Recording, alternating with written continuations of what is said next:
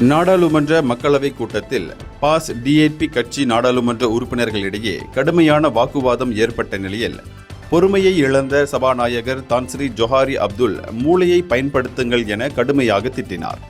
கிளாந்தானில் பூர்வக்குடி மக்களின் சமூக நலன்களுக்கு முக்கியத்துவம் அளிக்காத மாநில அரசு இரும்பு சுரங்க வேலைகளுக்கு முன்னுரிமை அளித்து வருவது கொடூரமான செயல் என கோத்தா மலாக்கா நாடாளுமன்ற உறுப்பினர் கூ பொய்த்தியோங் பேசியதால் சலசலப்பு தொடங்கியது. அவரின் கருத்தால் கொந்தளித்த எதிர்க்கட்சியினர் கடுமையான வாக்குவாதத்தில் ஈடுபட்டனர். சபாநாயகர் இதில் தலையிட்டு விசாரணை நடைபெற்று வரும் வேளையில் தவறான வார்த்தையை பயன்படுத்திய கூ பொய்த்தியோங் அதனை மீட்டுக் கொள்ள வேண்டும் என உத்தரவிட்டார். இதற்கிடையில் நாட்டின் அனைத்து பிரச்சினைகளுக்கும் டிஏபி தான் காரணம் என கூறும் பெண்டாங் நாடாளுமன்ற உறுப்பினர் அவாங் அஷிமை ஜெலுத்தோங் நாடாளுமன்ற உறுப்பினர் RSN ராயர் சாடினார்.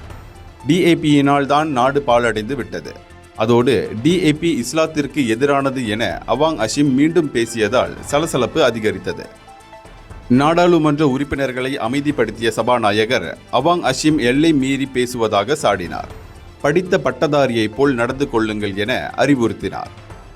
இந்தியர்களின் இதய குரல் மக்களோசை.